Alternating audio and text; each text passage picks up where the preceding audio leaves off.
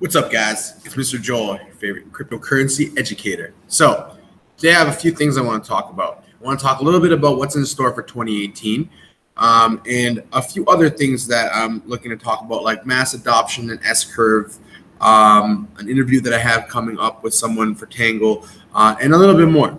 So what I want to start with today is what's in store for 2018. Now, a lot of you guys have seen that the market went down, and it's very typical of our markets going down. So knowing the fact that markets will come up and down is normal. Knowing the fact that in 2014, 2015, 2016, 17, every single year during January, we have a down month. It's been very commonly charted. You can even see that on CoinMarketCap. Put the dates in 2014. 2014 from January 1st to January 1st, January 2015. You'll see every January goes down. That's fine. What happened the rest of those years? It went up till about May, and then May has a little bit of a drop. Not really too sure why, but generally in the charts, that's what it's shown. So 2018 will probably give us a lot of ups and a lot of downs, and that's okay because if you hold, you don't lose. You only lose if you sell at a loss. Remember that. I hear a lot of people talk about, oh, I lost money. You can't lose what you haven't sold. Your token is still your token and your coin is still your coin. So remember that fact that you actually don't lose anything until you sell. Obviously, if something tanks, you're going to feel that you should sell. You get weak hands, but don't, okay? If you've done research into good projects, you should not feel the need to sell. You should believe in the project, in the team, in the technology that's coming out. Okay, so a lot of people ask me, like, how come Bitcoin is going to blow up, or why is cryptocurrency so big, and what's going to happen? Well, we have this thing called centralized. Okay, centralized money is through the government. They can print off as much money as they want. They can inflate the market. That is typically what we have seen around the world. This is why there's inflation. This is why we need to get raises every year. This is why money becomes less valuable all the time. So leaving it in the bank kind of sucks because you lose money on the money that you have unless it's giving interest of 2 to 3% per year. That is what inflation is, okay? So knowing that money is inflationary, it sucks. That's why also I hate Ripple. Ripple is inflationary. They can take, if they actually took their max coin supply and put it in the market right now, all of you guys would be broke from Ripple. Like, it would just demolish your portfolios, because if you had a 10,000 Ripple and they're $1 right now and they let off all their escrow and they let out all their cap, you would be like cut in half, third of what you would be, what your portfolio would be right now. So that's kind of what scares me about Ripple. It's also why I don't really like it. Same with like Tether. Tether is good because it doesn't really move. It stays at $1. They make it stay at $1, which is, it's good if you want to store your value in USD. Not my favorite way of doing it, but a good way that you can actually save some money over time when the markets go down. So there are ways to do that. But back to what I'm trying to get to. Mass adoption, okay? Right now, Binance, when they closed their site down, do you know why they closed their site down? They closed their site because they were getting, not even bullshitting you guys, 1 million users trying to register a day around the world. 1 million people a day. Binance does not have the support staff for that, nor did they have the infrastructure for that, nor did they think they would ever get that kind of influx. The United States is getting about 300 to 500,000 people just registering on Coinbase every single day. So if you really start taking into account all the people trying to get their money in, you're going to realize there's a lot of money that's not in the market that people want to get into the market. Okay. I know personally, my friends, I have 30 people that I know personally, at least, maybe even more, that I haven't talked to, that said their money is not going into the account yet. They're waiting for Quadrica. They're waiting for Exodus. They're waiting for Coinbase. Tons and tons and tons of people. When they fix that issue of getting your money in easily, do you imagine what's going to happen? Okay, so we also have another good piece of information is South Korea is going to start trading again within next week. So start of the week next week, they're going to be allowed to trade. And by the 31st, they're going to be full-blown trading again. What that means for everyone is $100 billion that went out of the market because of South Korea will probably be going back into the market in Korea which will, obviously inflate anything that you have right now. That's a good project that they invest in. Okay, so those are a couple things that are awesome pieces of information to know. Now, there's a thing called an S-curve. If you've ever looked at a chart and it went like this, that's called being parabolic. Okay, so when a chart goes parabolic, it goes straight up pretty much, or very close to a straight up. Why is that good? Because it means lots of money for us. Now, when we're in an S-curve, or what is known as mass adoption, where a lot of people are starting to use this, not really use the tech yet as much as we'd like, but it will be, developed and used more. But we're seeing that people start to believe in crypto, and they believe in deflationary money. Money that doesn't lose value actually gains value as more people use it. Pretty awesome.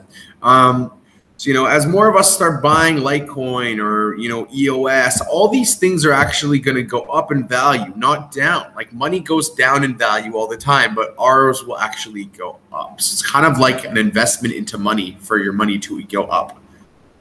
It's almost like you're investing, but you're not. You're just holding, okay? Holding a store of value that actually increases in value, which is nice. All right, so that's what S-curve and mass adoption are. So as more and more people get their money into the market, we're going to see $50 billion a day, every single day, come into the market again very soon. I would say in a week or two, it's going to start going again, and it's going to start popping again. And you're going to see more so than the years before that everything is going to go up way faster, because what people know now is that this blockchain is an amazing technology. It's Internet 2.0, basically. It does a lot more than the internet could ever have done for us. And it lets us do things that, we already do in our life, but it makes it simple, right? Smart contracts make things simple. You got like Agrello, for example, a DLT, who are making wills on their, on your own. You can make a will with their platform, right? It's like a walking lawyer for you. It's these kinds of things are going to make your life better and easier to do things that usually take a lot of bureaucracy to do, a lot of paperwork. It's going to remove a lot of that kind of paperwork process and kind of store a lot of information in one place where everybody can kind of grab it, which is really, really an awesome thing for the world and for us as people who are early adopters. Now, in the phase of new technology coming in, there are early adopters. Early adopters are us. I mean, $500 billion is nothing compared to the world's wealth. So 500 billion is a small amount.